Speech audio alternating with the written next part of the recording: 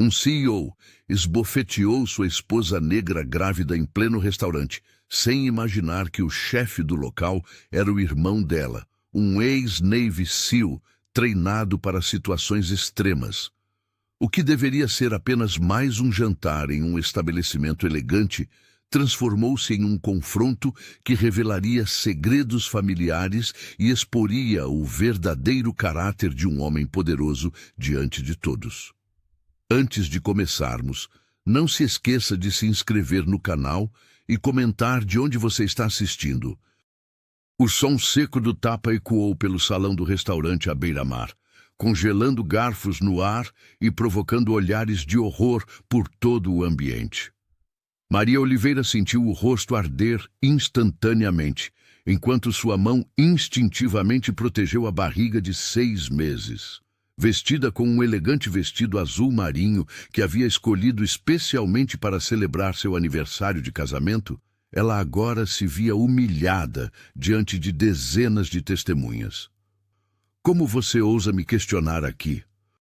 sibilou Pedro Santos, ajustando o paletó caro e encarando a esposa com desprezo. O CEO mantinha a postura impecável, como se o gesto violento fosse apenas um inconveniente em sua noite perfeita.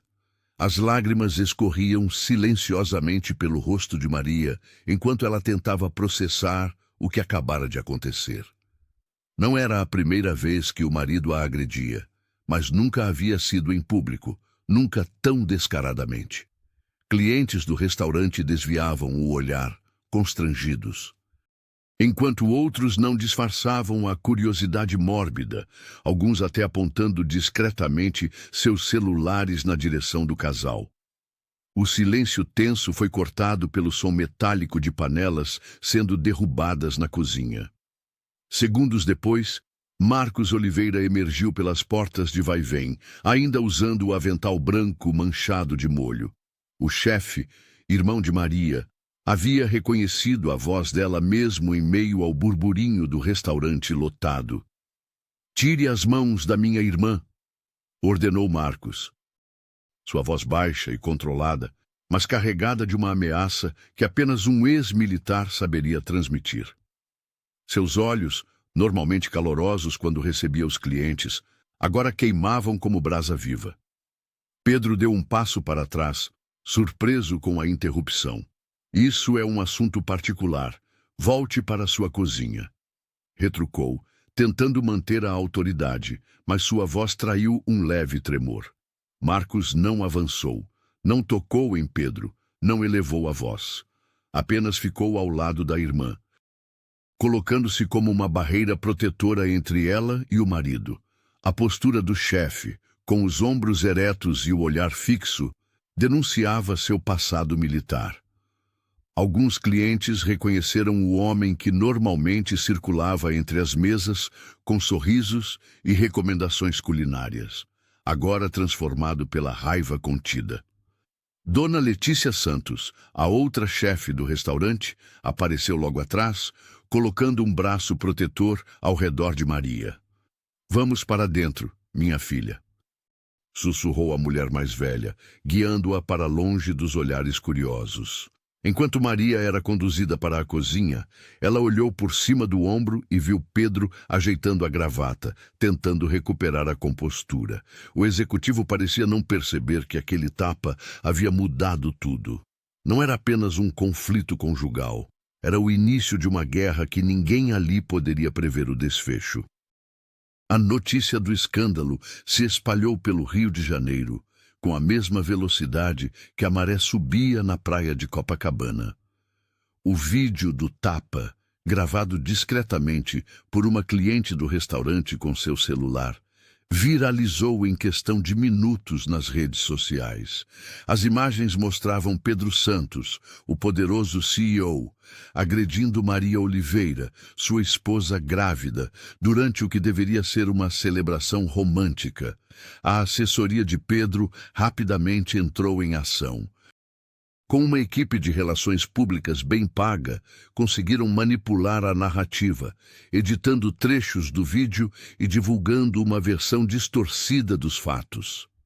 Em entrevistas estrategicamente concedidas, o executivo aparecia como vítima, alegando que Maria o havia provocado e agredido primeiro, forçando-o a se defender.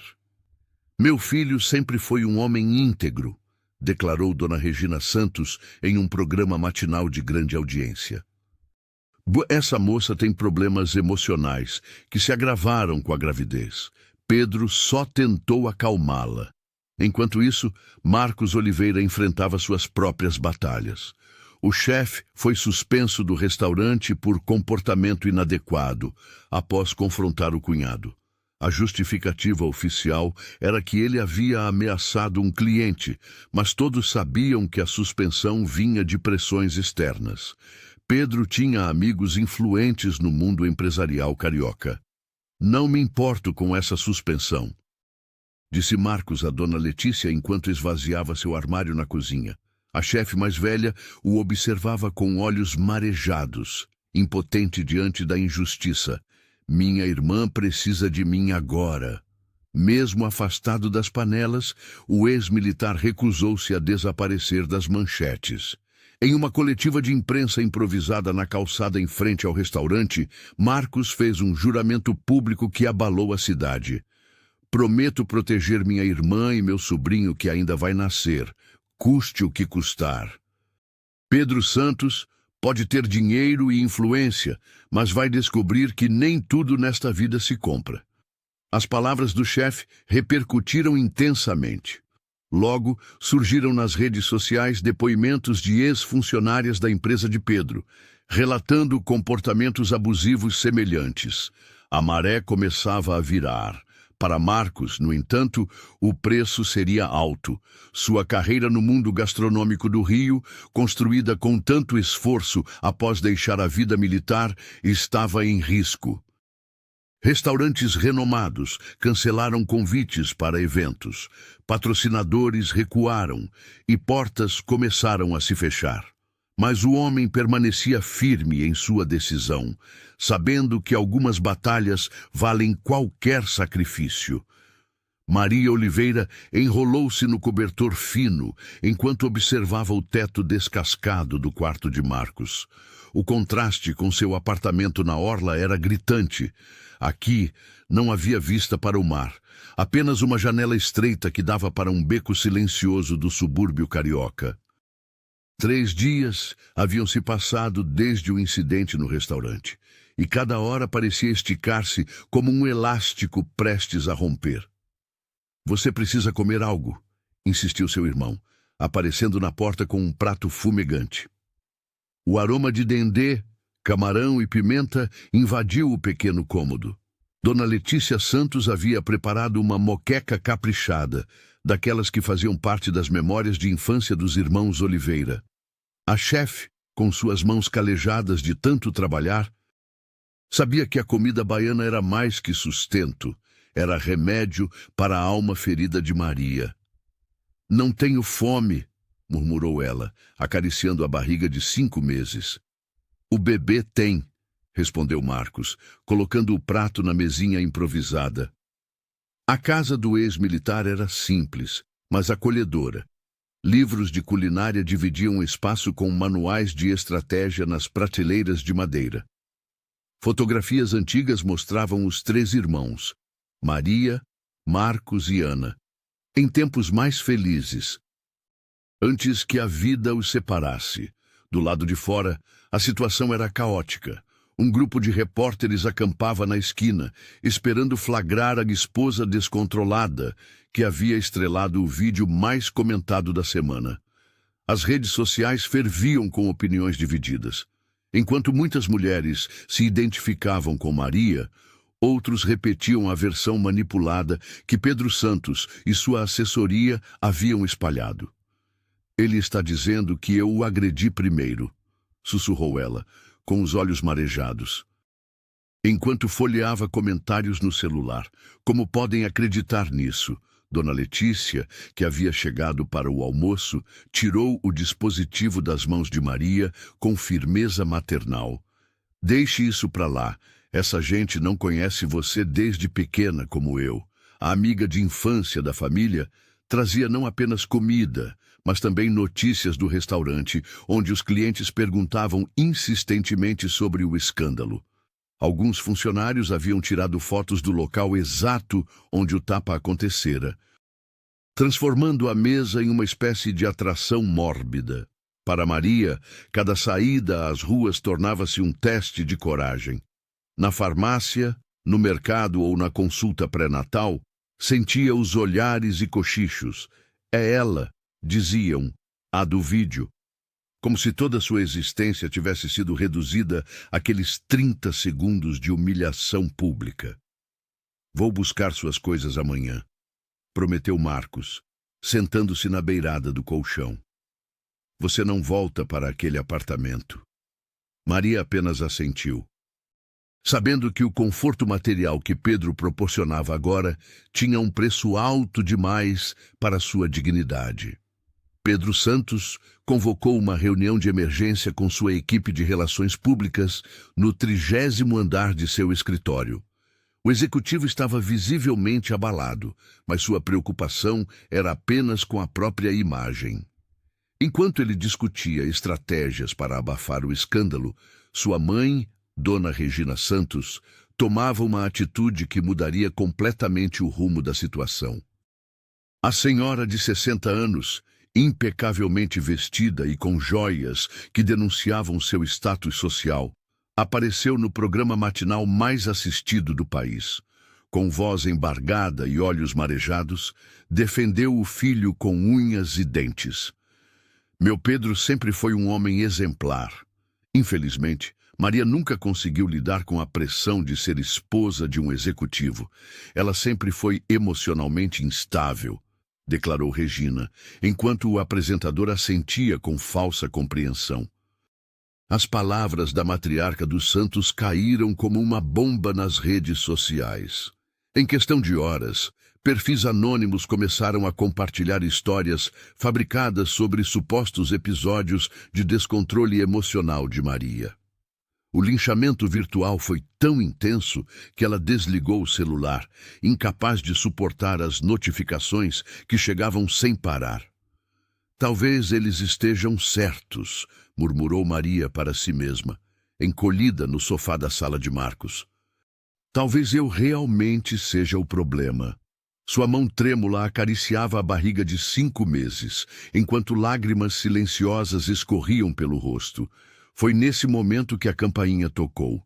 Dona Letícia entrou sem cerimônia, acompanhada por 6 mulheres do bairro. A chefe trazia uma panela de moqueca ainda fumegante e uma determinação feroz no olhar. Chega de chorar, minha filha. Viemos te buscar, anunciou, colocando a comida sobre a mesa. Enquanto você se escondia, nós criamos um movimento. As mulheres mostraram a Maria os celulares com a hashtag Protejam Maria, que já contava com milhares de compartilhamentos. Depoimentos de outras mulheres que haviam passado por situações semelhantes inundavam as redes. E até mesmo algumas celebridades começavam a se manifestar. Não estamos aqui só para trazer comida, explicou uma das senhoras, professora aposentada da comunidade. Estamos aqui porque reconhecemos a mentira quando a vemos. Maria sentiu algo despertar dentro de si. Não era raiva nem vingança, mas uma sensação quase esquecida de pertencimento. Enquanto as mulheres organizavam um cronograma de apoio, com turnos para acompanhá-la em consultas médicas e audiências, ela percebeu que não estava mais sozinha. A campanha Mira Protejam Maria não era apenas um movimento virtual, era uma rede de proteção real. Tecida por mãos que conheciam de perto o sabor do abandono e da injustiça. E pela primeira vez em semanas, Maria permitiu-se sorrir. O estúdio do programa Verdade Exposta estava mais quente que o normal naquela tarde. Maria Oliveira sentiu o suor escorrer pelas costas enquanto ajustava o microfone preso à blusa. A apresentadora, conhecida por seu estilo incisivo, sorriu com falsa empatia antes de disparar a primeira pergunta sobre o incidente no restaurante. Mas como você se sentiu ao ser agredida pelo seu marido na frente de todos? Maria respirou fundo. As palavras pareciam presas na garganta. Ela havia ensaiado respostas com Dr. Tiago durante toda a semana, mas agora sua mente estava completamente em branco. As luzes intensas, as câmeras, os olhares da equipe técnica, tudo parecia sufocá-la. Eu... Tentou começar, mas as lágrimas vieram sem aviso. A apresentadora, percebendo o potencial dramático do momento, aproximou-se com um lenço. O gesto, longe de confortar, apenas intensificou o desconforto de Maria. A barriga de 5 meses parecia pesar toneladas, enquanto ela tentava controlar os soluços que agora eram transmitidos ao vivo para milhões de brasileiros. Perdão, murmurou entre lágrimas, é que tudo isso tem sido muito difícil. A entrevista continuou por mais 15 minutos dolorosos. Cada pergunta sobre Pedro Santos, cada insinuação sobre o casamento, cada menção ao vídeo viral era como uma nova ferida. Quando finalmente terminou, a grávida saiu do estúdio devastada, convencida de que havia fracassado completamente. O que Maria não esperava era a reação do público. Seu celular não parou de vibrar com notificações. Mulheres de todo o país enviavam mensagens de solidariedade. Também chorei na TV quando denunciei meu ex, dizia uma. Suas lágrimas são nossa força, afirmava outra. Marcos Oliveira apareceu no apartamento da irmã naquela noite com comida preparada por Dona Letícia. O chefe trazia também prints de grupos de apoio que se formavam nas redes sociais. Você não falhou, você humanizou a dor, disse ele, servindo o caldo quente que a amiga da família havia preparado especialmente para reconfortar Maria. No entanto, do outro lado da cidade, no escritório de advocacia mais caro do Rio, Pedro sorria satisfeito. Seu advogado já preparava uma petição usando as imagens do colapso emocional como prova de instabilidade psicológica. A estratégia era clara: usar as lágrimas como arma contra a própria Maria. Ela não tem condições de criar uma criança, argumentava o executivo para sua mãe, Dona Regina, que assentiu em concordância. O juiz vai ver isso claramente. O que o CEO não percebia era que aquelas mesmas lágrimas, transmitidas para todo o Brasil, estavam criando uma onda de indignação que nenhuma manobra jurídica seria capaz de conter. O celular de Marcos Oliveira não parava de tocar. Produtores de programas de entrevistas, jornalistas e até mesmo celebridades queriam ouvir o chefe que defendera a irmã grávida do poderoso executivo. Seu passado como militar tornara-se um atrativo adicional para a mídia, que o pintava como um herói moderno, algo que o deixava profundamente desconfortável. Não sou nenhum herói. Só fiz o que qualquer irmão faria, repetia ele ao aceitar relutantemente mais uma entrevista. Sentado no estúdio da TV Carioca, sob luzes ofuscantes, Marcos ajustava o colarinho da camisa emprestada enquanto a maquiadora retocava seu rosto. A cada aparição, o chefe ganhava mais seguidores nas redes sociais. Homens o parabenizavam por defender a honra da família sem violência, enquanto mulheres enviavam mensagens de admiração. Em poucas semanas, Marcos tornara-se um símbolo nacional de masculinidade protetora não tóxica, uma imagem que o sufocava tanto quanto os ternos apertados que era obrigado a vestir nas entrevistas. Como você concilia sua força como ex-militar com essa postura não violenta? Perguntou a apresentadora durante uma transmissão ao vivo.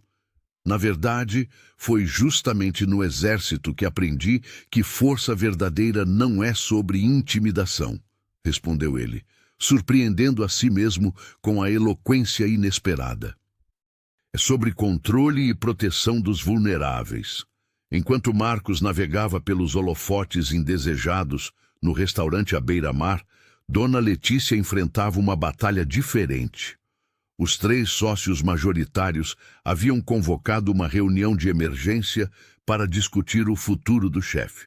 Precisamos nos distanciar dessa polêmica, argumentou um deles, batendo na mesa de mogno. Nossos clientes mais importantes são amigos do Pedro. Letícia, com 4 décadas de cozinha nas costas, permaneceu impassível. Uma cozinha sem alma não serve nem para temperar feijão, declarou, cruzando os braços sobre o uniforme impecavelmente branco. Marcos é a alma deste lugar. Sentimentalismo não paga as contas, rebateu outro sócio. Estamos perdendo reservas. A chefe veterana sorriu com serenidade. Interessante, porque, segundo a recepcionista, nossas reservas aumentaram 20% desde o incidente. O silêncio tomou conta da sala. Letícia sabia que estava arriscando sua própria posição ao defender o jovem chefe, mas também compreendia que algumas batalhas valiam o sacrifício. O restaurante que ajudara a construir não poderia se curvar ao poder e ao dinheiro, não enquanto ela estivesse no comando da cozinha. Dê-me 3 meses, propôs ela finalmente. Se o movimento cair, eu mesma peço para Marcos se afastar. Os sócios trocaram olhares hesitantes, mas acabaram concordando. O futuro do restaurante e de Marcos permanecia incerto, equilibrado na mesma corda bamba que agora sustentava toda a família Oliveira. O Tribunal de Família, no centro do Rio de Janeiro, havia se tornado um segundo lar para Maria Oliveira. A sala de audiências, com suas paredes frias e cadeiras desconfortáveis, testemunhava semanalmente o embate entre ela e Pedro Santos. O executivo, impecavelmente vestido e sempre acompanhado de advogados caros, lutava pela guarda compartilhada do filho, que ainda crescia no ventre de Maria. Estou genuinamente preocupado com a estabilidade emocional da mãe do meu filho, declarava Pedro com uma preocupação teatral que enganava a todos, exceto Maria. A cada sessão, ele apresentava novos laudos médicos questionáveis e depoimentos de especialistas que nunca haviam sequer conversado com ela. As consultas pré-natais, que deveriam ser momentos de alegria, transformaram-se em campos minados. Maria chegava sempre acompanhada de Marcos ou Ana, temendo encontrar Pedro ou algum de seus enviados. O ultrassom dos 6 meses foi particularmente doloroso. Ver o rosto do bebê formando-se enquanto o pai manipulava a justiça para afastá-lo dela era uma tortura silenciosa que nenhuma mulher deveria suportar. Você tem direito de sentir raiva, Maria. Isso não te torna instável, afirmou o Dr. Tiago Costa durante uma sessão terapêutica. O psicólogo, com seus óculos de armação simples e uma paciência que parecia infinita, havia sido colega de Maria no ensino médio antes de seguir carreira na psicologia comunitária. Agora, como pai solo de uma menina de 5 anos, ele compreendia as complexidades de criar um filho em circunstâncias difíceis. As sessões aconteciam numa pequena sala no posto de saúde do bairro, longe dos holofotes e da imprensa que ainda perseguiam Maria. Ali, entre plantas e desenhos infantis nas paredes, ela finalmente encontrava espaço para respirar. O que ele está fazendo é gaslighting clássico, explicou Tiago certa tarde, quando Maria questionou sua própria sanidade. Ele tenta fazer você duvidar de si mesma para manter o controle. Aos poucos, as conversas com o psicólogo ajudavam Maria a reconhecer padrões de abuso que haviam passado despercebidos durante anos. Ela começou a documentar meticulosamente cada interação com Pedro, cada mensagem manipuladora, cada tentativa de intimidação. Sua dor não é sua inimiga, disse Tiago, em uma sessão particularmente difícil, quando Maria chorou ao mostrar o resultado de mais um exame que teria que apresentar em juízo. Ela pode ser transformada em força quando você a reconhece e a honra. Foi naquele momento que Maria percebeu, não estava apenas lutando por si mesma, mas por todas as mulheres silenciadas por homens poderosos, e principalmente pelo futuro de seu filho.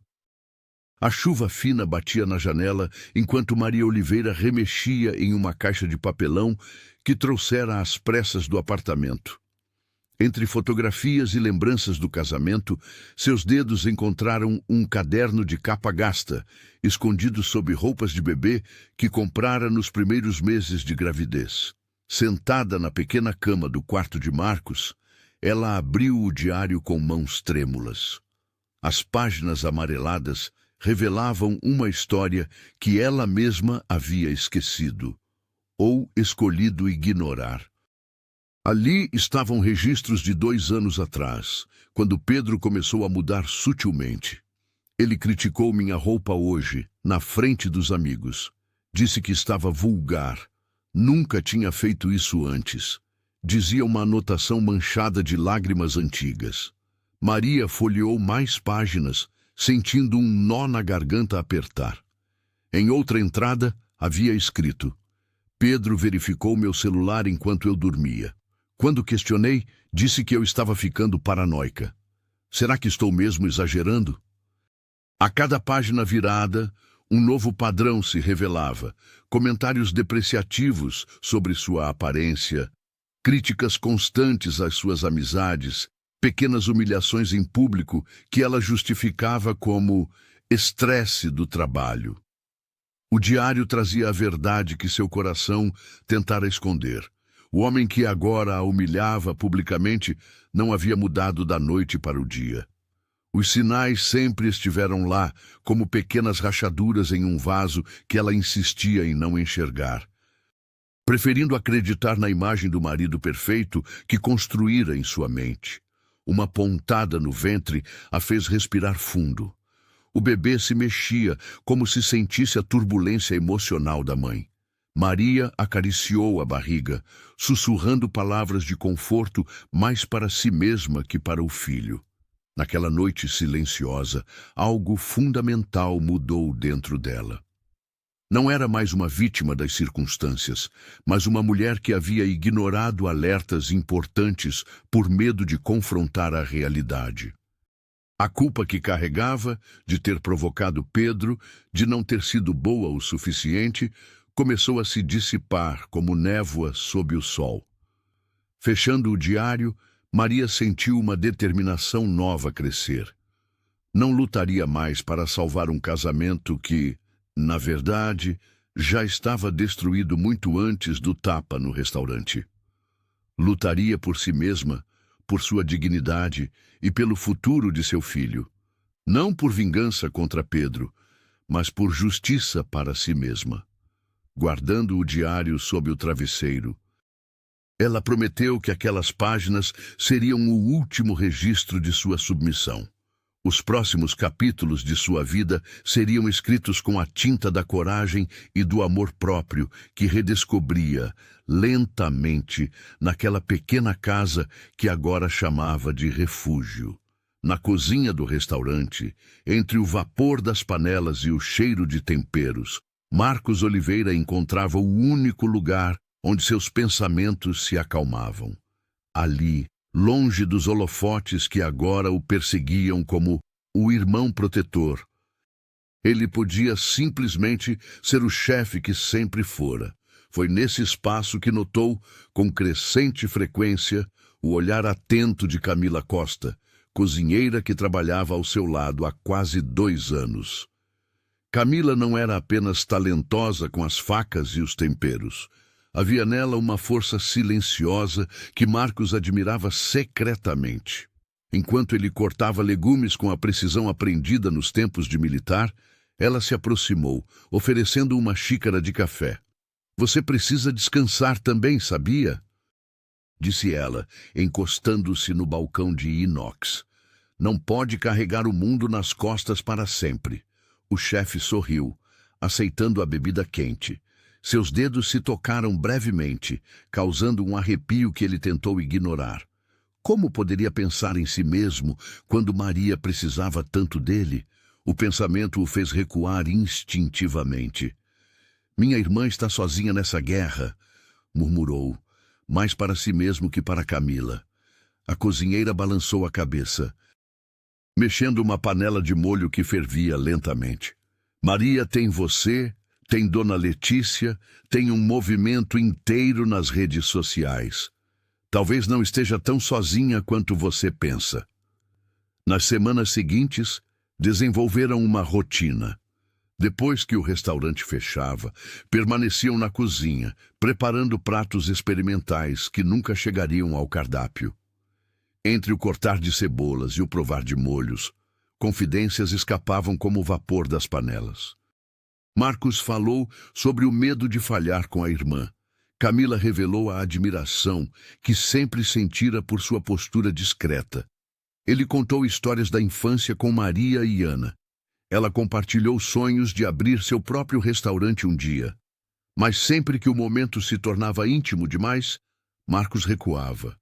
O celular tocava com alguma emergência envolvendo Maria, ou ele lembrava de algum compromisso relacionado ao caso.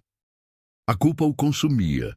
Como poderia buscar felicidade enquanto sua irmã sofria? Numa noite particularmente difícil, após uma audiência desgastante, Camila o encontrou sentado sozinho na cozinha escura. Você sabe, ela disse suavemente, sentando-se ao seu lado, que proteger alguém não significa anular sua própria vida, não é? O ex-militar levantou os olhos, encontrando no olhar dela uma compreensão que não exigia palavras. Entre panelas silenciosas e o aroma residual dos temperos, algo novo começava a crescer.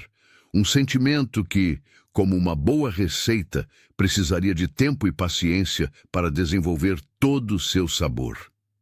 A luz fraca do estacionamento mal iluminava o rosto de Pedro Santos quando ele surgiu entre os carros.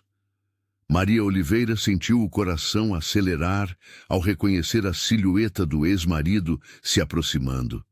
Estava sozinha, vulnerável, com uma mão instintivamente protegendo a barriga. Precisamos conversar sem advogados, sem família, disse Pedro, mantendo distância calculada.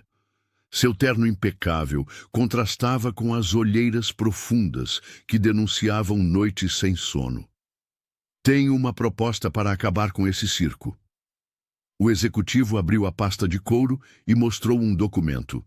Maria reconheceu os números, uma quantia que resolveria todos seus problemas financeiros pelos próximos anos. Em troca, ela deveria retirar as acusações, desaparecer da mídia e concordar com um acordo de confidencialidade perpétuo. Pense no nosso filho e... sussurrou ele, usando o bebê como moeda de troca. Você quer mesmo que ele cresça no meio desse escândalo? Com esse dinheiro, vocês dois podem recomeçar longe daqui. Maria sentiu o estômago revirar. O valor era tentador, especialmente agora que vivia de favores na casa simples do irmão. Mas então percebeu o brilho frio nos olhos de Pedro, o mesmo que vira tantas vezes antes de humilhações privadas. E se eu recusar? Perguntou ela, a voz mais firme do que esperava. O sorriso de Pedro desapareceu. Então não posso garantir que sua vida será fácil. Tenho amigos em todos os lugares, Maria, no tribunal, nos jornais, nas redes sociais. Ele se aproximou, baixando a voz. Posso fazer com que ninguém mais acredite em você. Que tipo de mãe seria vista como mentirosa e instável? Um calafrio percorreu a espinha de Maria. As ameaças veladas confirmavam tudo que Dr. Tiago havia explicado sobre manipuladores. Eles nunca desistem do controle. Minha resposta é não, disse ela, recuando um passo. Prefiro viver com dignidade na pobreza do que rica e silenciada pelas suas mentiras. Pedro fechou a pasta com força. Você vai se arrepender. Quando estiver sem dinheiro para comprar fraldas, vai lembrar desta noite. Maria observou o ex-marido se afastar em direção ao carro importado. Suas pernas tremiam, mas algo dentro dela estava surpreendentemente calmo. Sabia que acabara de fechar portas para um futuro confortável, que enfrentaria dificuldades financeiras inimagináveis antes. No caminho de volta para a casa de Marcos, Maria chorou silenciosamente no ônibus, não pelas ameaças ou pelo dinheiro recusado, mas pela certeza de que a guerra estava apenas começando. Mesmo assim, pela primeira vez em muito tempo, sentia-se no controle de sua própria história. Maria Oliveira respirou fundo antes de girar a chave no apartamento que dividira com Pedro Santos. O silêncio a recebeu como um velho conhecido, enquanto o aroma de seu antigo perfume ainda pairava sutilmente no ar. Ela precisava recolher alguns documentos e pertences pessoais, mas seus pés a levaram involuntariamente até a porta azul no final do corredor. O quarto do bebê estava impecável.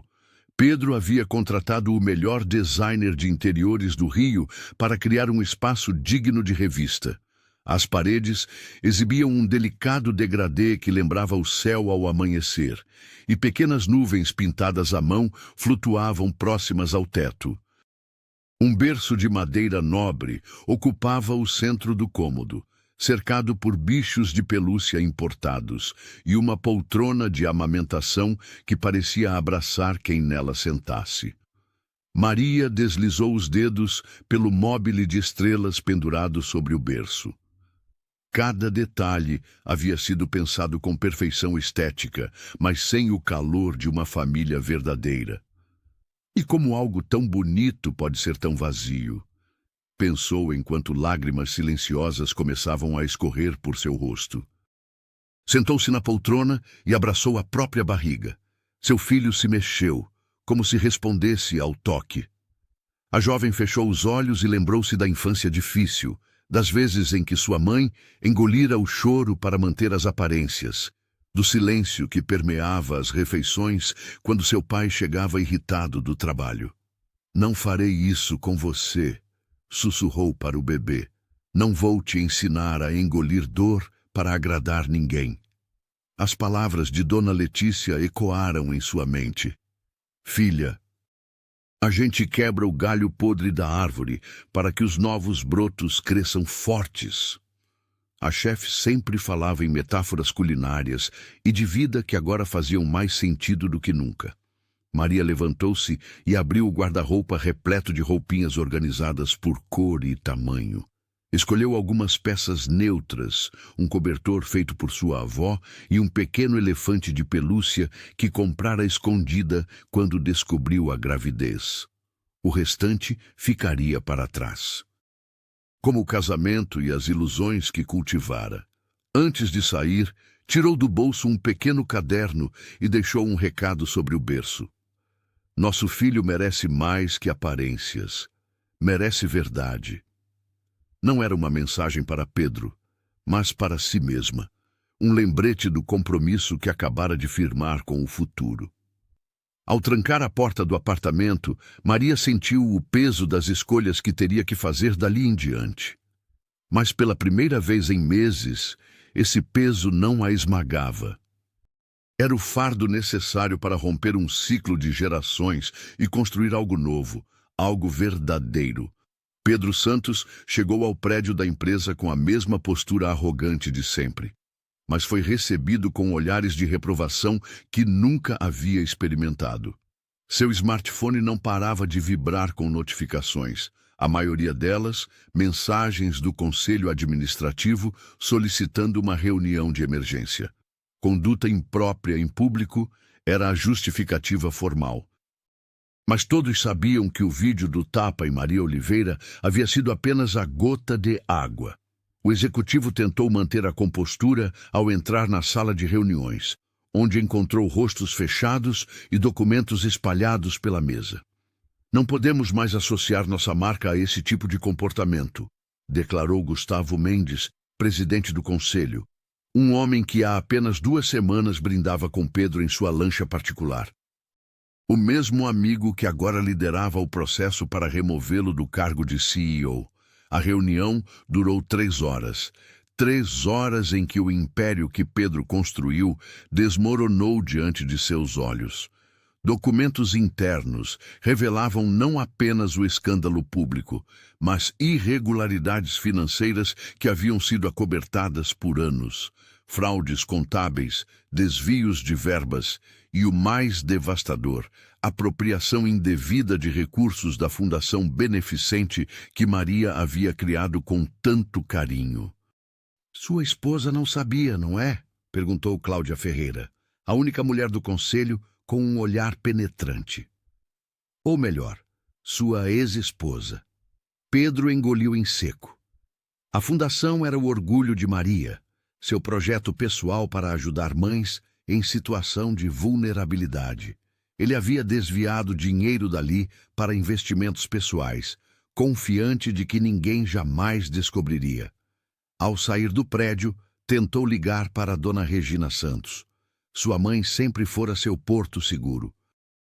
Mas agora até ela parecia hesitante ao telefone. Filho, acho melhor você contratar um bom advogado. Foi tudo que ela conseguiu dizer. No estacionamento, percebeu que seu motorista não estava esperando. Pela primeira vez em anos, Pedro teria que dirigir seu próprio veículo. Enquanto procurava as chaves, viu no celular que suas contas bancárias haviam sido bloqueadas preventivamente. Amigos que jantavam em sua casa agora davam entrevistas criticando seu comportamento.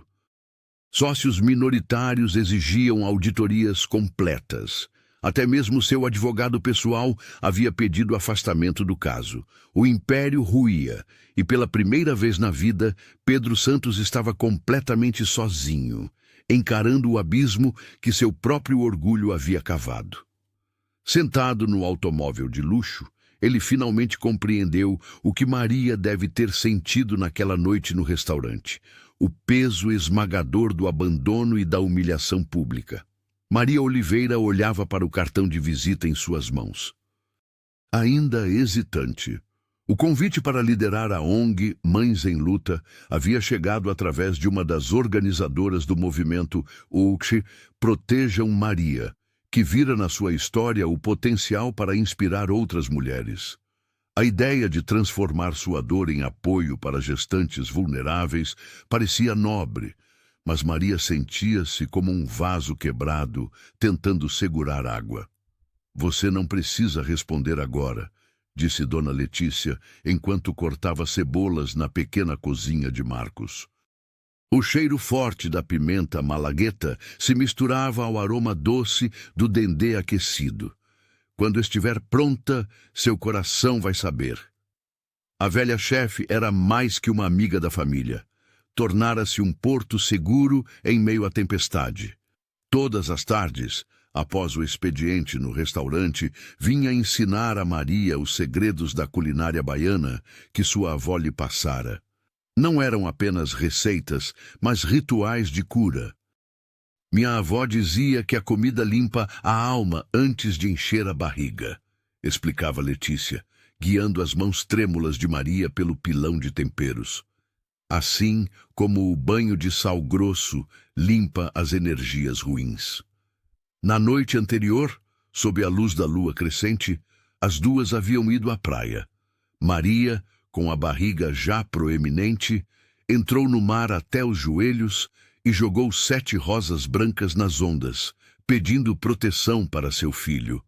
O ritual, que parecia simples, despertou nela memórias da infância em Salvador, quando sua avó a levava para fazer oferendas a Iemanjá.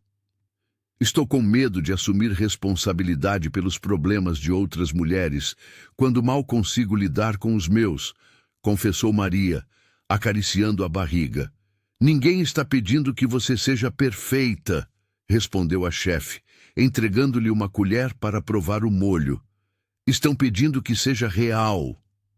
O smartphone de Maria vibrou. Era outra mensagem de uma seguidora do movimento, agradecendo por ter dado coragem para deixar um relacionamento abusivo. Aquelas mensagens chegavam aos montes, cada uma carregando histórias de mulheres que se identificavam com sua luta. Enquanto o sol se punha, Maria observava o mar pela janela. O som das ondas trazia uma sensação de continuidade que havia perdido quando seu casamento desmoronou. Ali, entre o aroma dos temperos e o carinho de Letícia, sentia suas raízes se fortalecendo novamente. Talvez eu não esteja pronta para liderar, disse finalmente, mas posso começar participando. Dona Letícia sorriu, satisfeita, e continuou a ensinar o ponto certo do azeite de dendê. Para ela, cada gesto na cozinha era um ato de resistência e amor.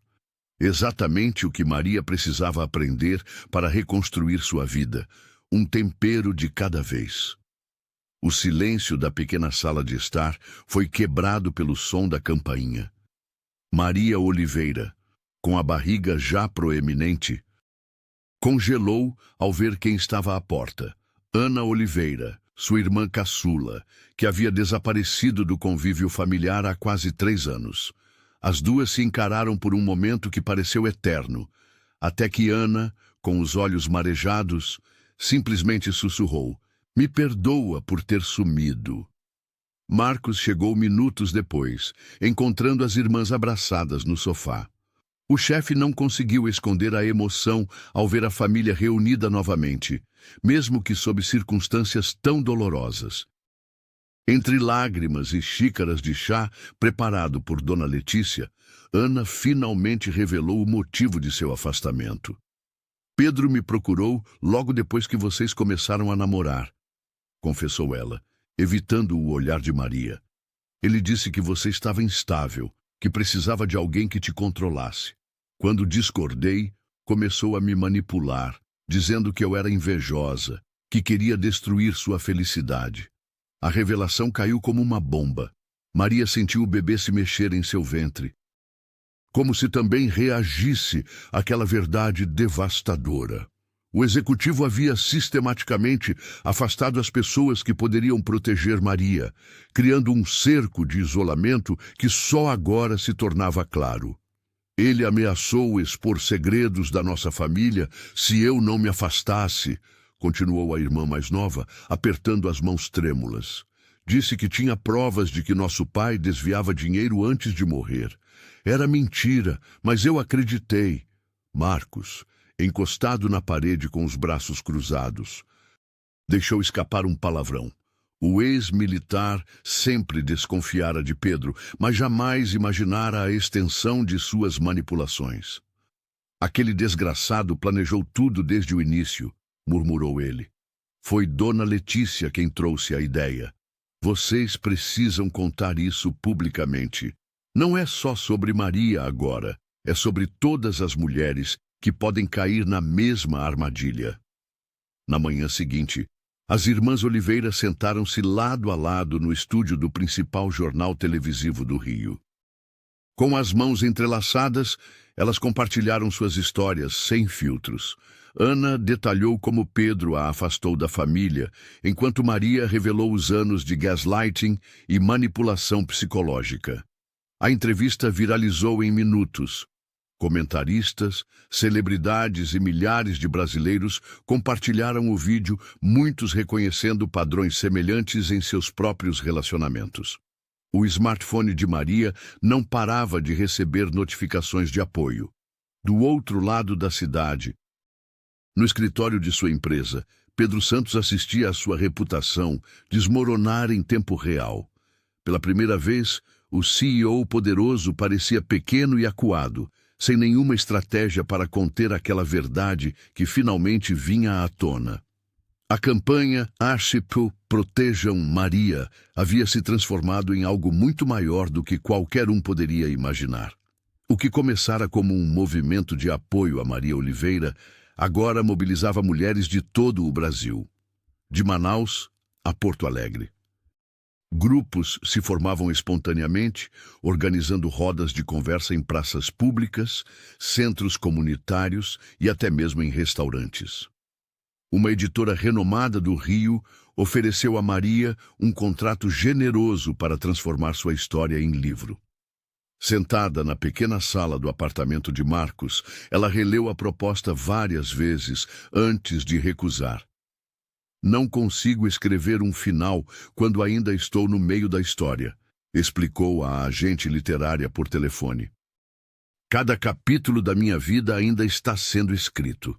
Dona Letícia, que preparava um bobó de camarão na cozinha, assentiu com aprovação ao ouvir a conversa.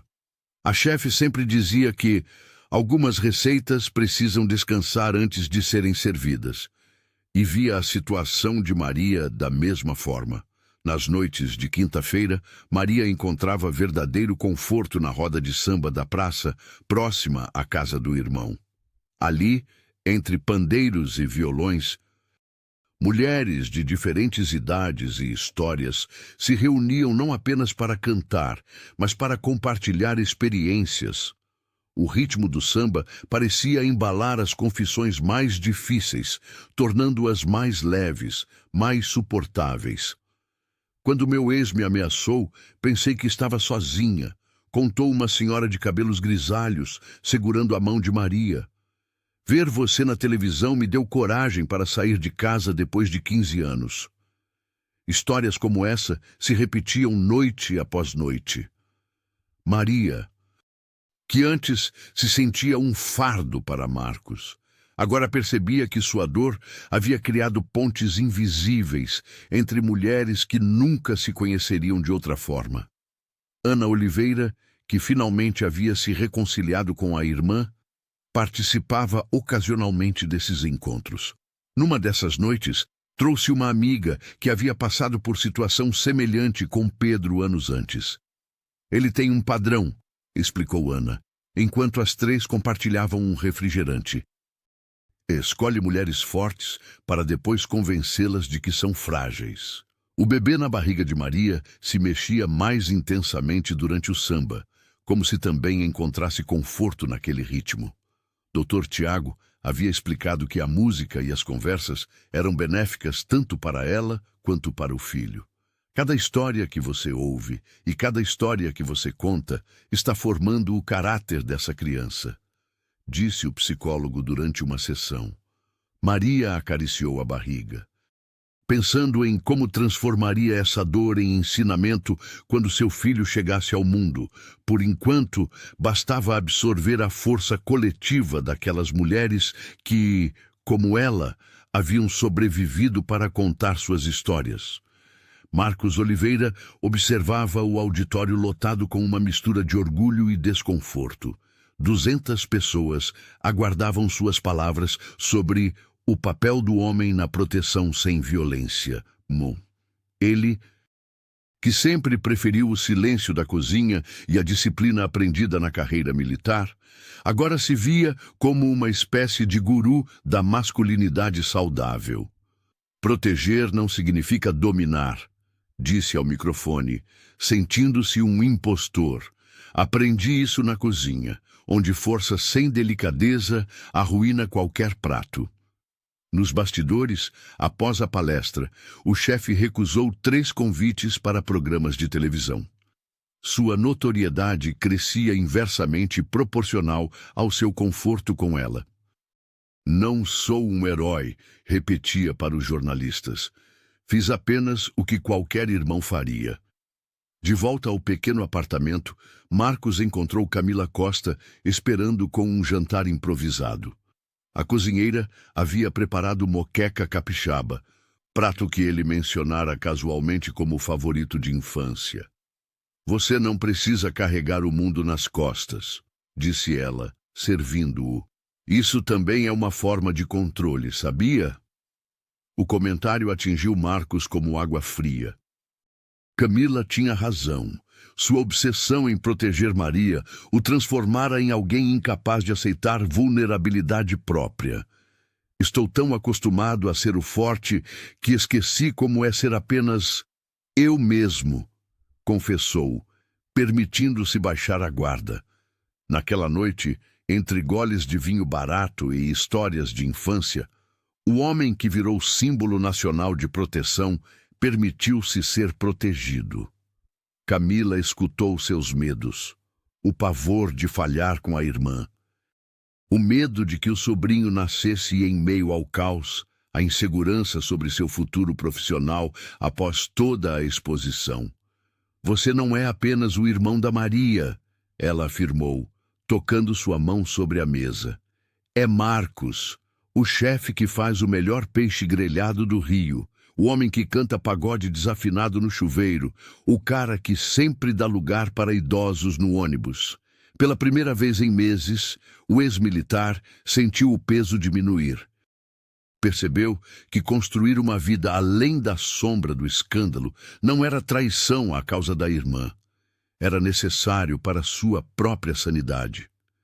No dia seguinte, recusou 3 palestras e aceitou uma proposta para dar aulas de culinária em um projeto social. Também convidou Camila para um passeio na praia, longe das câmeras e expectativas. Heroísmo de verdade é saber quando precisamos de ajuda, escreveu em um bilhete para Maria. E acho que estou aprendendo isso agora. Enquanto caminhava pela areia com Camila, Marcos vislumbrou um futuro onde não seria apenas o protetor, mas também alguém que merecia ser protegido, amado e compreendido por quem era, além de todos os rótulos que a mídia lhe atribuíra. As cores do Rio começavam a ganhar as ruas. Fevereiro trouxe consigo a promessa do carnaval, e Maria Oliveira com a barriga já proeminente. Recebeu um convite que não esperava: desfilar como convidada especial no Bloco das Guerreiras. Um grupo formado por mulheres que haviam superado situações de violência. Não sei se tenho coragem, confessou para o irmão, enquanto acariciava a barriga de 7 meses. Marcos sorriu, lembrando-lhe que coragem era justamente o que não lhe faltava. Na manhã do desfile, o calor típico carioca já castigava quando Maria chegou à concentração. Mulheres de todas as idades se preparavam, pintando os rostos com glitter e vestindo fantasias que simbolizavam força. Uma delas se aproximou, oferecendo uma coroa de flores. É para a nossa rainha, disse a desconhecida, colocando delicadamente a coroa na cabeça de Maria. Você nos deu voz quando expôs sua dor. O bloco começou a se mover ao som dos tambores. Maria, inicialmente tímida, foi envolvida pela energia contagiante. Cada passo dado na avenida parecia mais leve que o anterior. O bebê, como se sentisse a alegria da mãe, dava pequenos chutes que a faziam sorrir entre lágrimas. As pessoas na calçada reconheciam a mulher que havia se tornado símbolo nacional. Alguns gritavam seu nome, outros erguiam cartazes com a hashtag que havia mudado sua vida. A campanha Cire Proteja Maria agora estava estampada em camisetas, bandeiras e até mesmo em corpos pintados. No meio da multidão, Maria avistou Dona Letícia, que dançava com um vigor surpreendente para sua idade. A chefe, que sempre fora mais que uma amiga da família, ergueu os braços quando seus olhares se cruzaram. Ao lado dela estava Ana, que havia voltado definitivamente para o Rio, decidida a reconstruir os laços familiares que Pedro havia tentado destruir.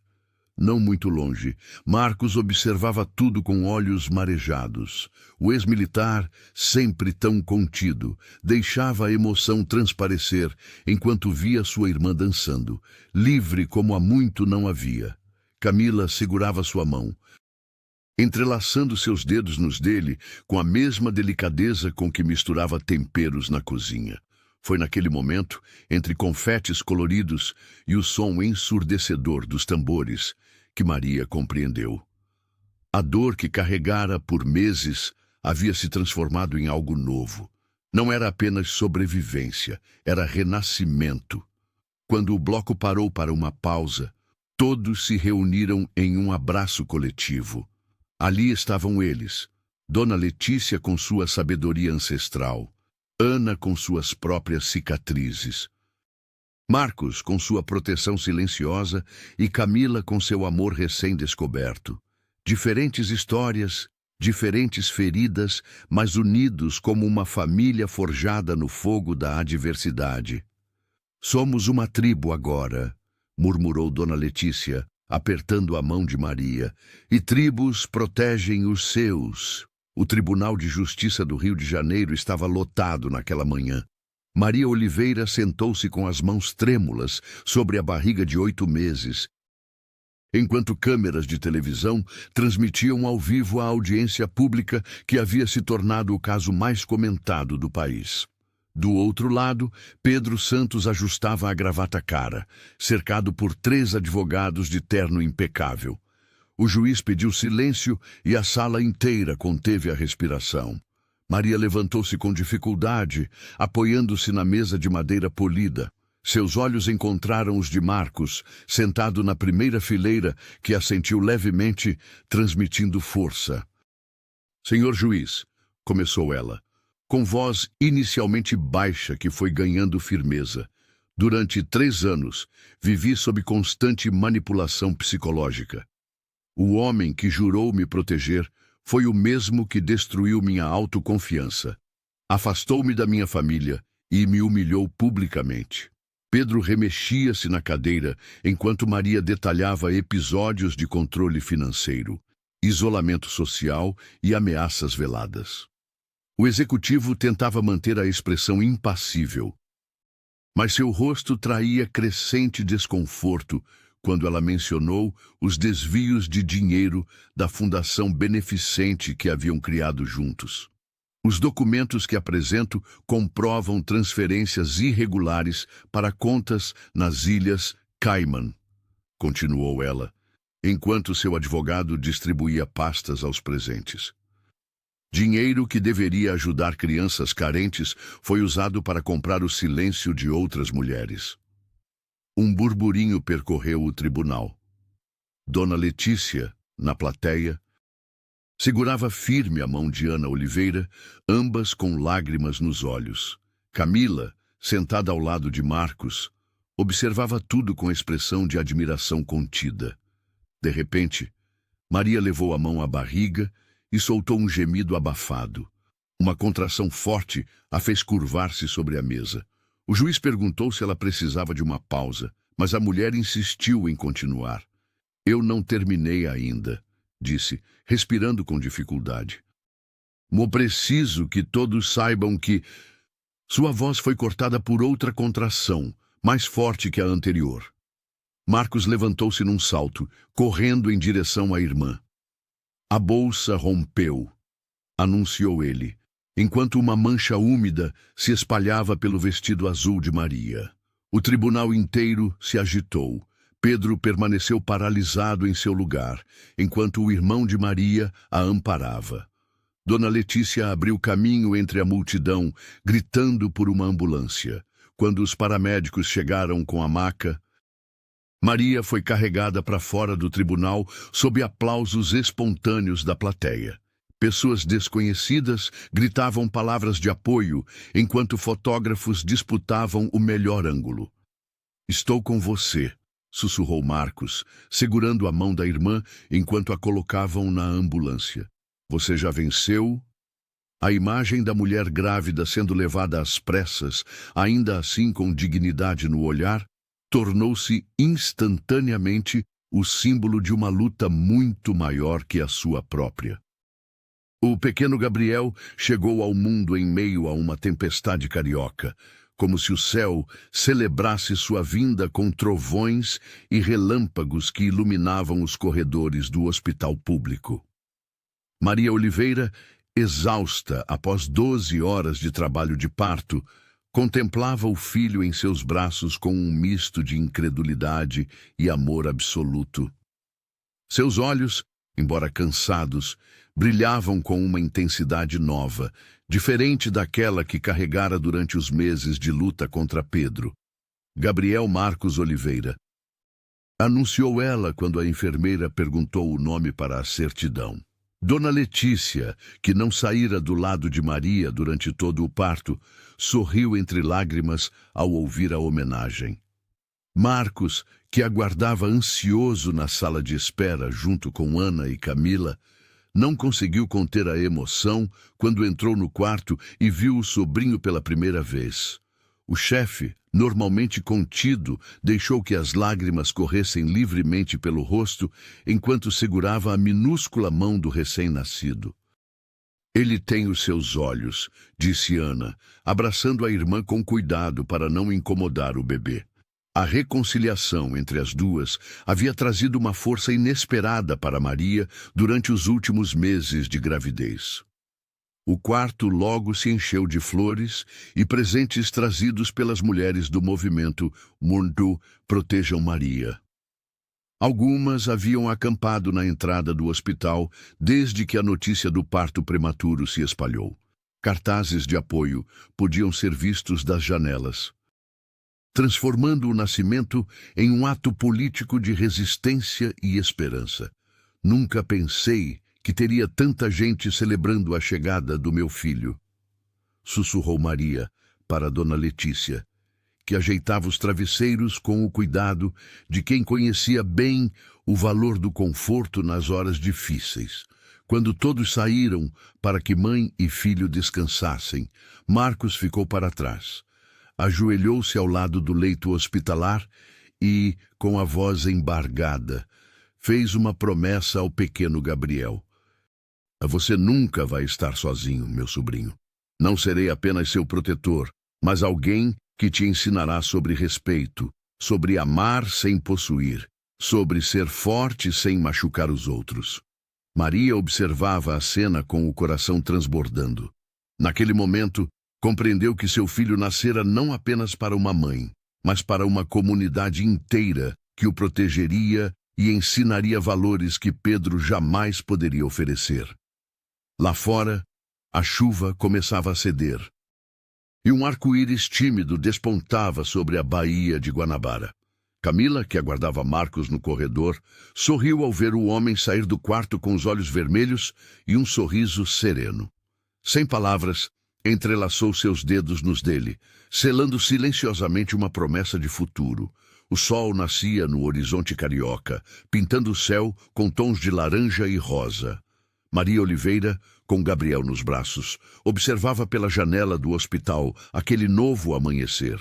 Pela primeira vez em meses, sentiu um alívio genuíno percorrer seu corpo cansado.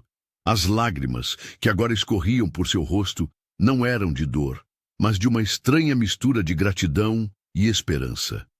Marcos entrou silenciosamente no quarto, trazendo um pequeno buquê de flores colhidas no jardim do hospital. O chefe, normalmente reservado, não conseguia esconder a emoção ao ver o sobrinho dormindo tranquilamente. Talvez a justiça perfeita nunca chegue, murmurou Maria, ajeitando a manta que envolvia Gabriel. De Pedro pode até escapar de algumas consequências, mas isso não importa mais. O ex-militar assentiu, compreendendo o que a irmã queria dizer. A verdadeira vitória não estava nos tribunais ou na opinião pública. Estava ali, naquele quarto de hospital, nos laços restaurados e na nova vida que começava. Dona Letícia apareceu pouco depois, trazendo uma pequena panela com caldo reconfortante. A chefe do restaurante insistia que Maria precisava recuperar as forças com comida de verdade. Não essa gororoba de hospital. Ana chegou em seguida, com os olhos marejados ao ver o sobrinho pela primeira vez. Do lado de fora, um pequeno grupo de mulheres do movimento Fastner Protejam Maria aguardava com cartazes de apoio. A história daquela família havia tocado corações em todo o Brasil, inspirando outras mulheres a romperem ciclos de abuso e silenciamento. Dr. Tiago Costa passou para uma visita rápida, não como psicólogo, mas como amigo. O profissional sorriu ao ver a transformação em Maria. Não era mais a mulher fragilizada das primeiras sessões, mas alguém que havia encontrado sua própria força. Quando Camila apareceu trazendo um pequeno móbile artesanal para o berço, Marcos a recebeu com um abraço demorado. A cozinheira havia sido fundamental naquela jornada, mostrando que aceitar ajuda era tão importante quanto oferecê-la. No apartamento que antes dividira com Pedro, funcionários já empacotavam os pertences de Maria. Ela não voltaria para aquele lugar de memórias dolorosas. Começaria do zero, em um pequeno apartamento próximo à praia, onde Gabriel cresceria ouvindo o som das ondas e não de discussões. A história daquela mulher que se recusou a ser invisível espalhou sementes de esperança por todo o país. Não foi a proteção de Marcos que derrotou Pedro Santos e suas manipulações. Foi a coragem de Maria que, mesmo grávida e vulnerável, escolheu enfrentar a tempestade de cabeça erguida. Gabriel Marcos Oliveira, dormindo tranquilo nos braços da mãe, era a prova viva de que, às vezes, os finais felizes não são perfeitos, mas são reais. E isso, por si só, já era uma vitória extraordinária.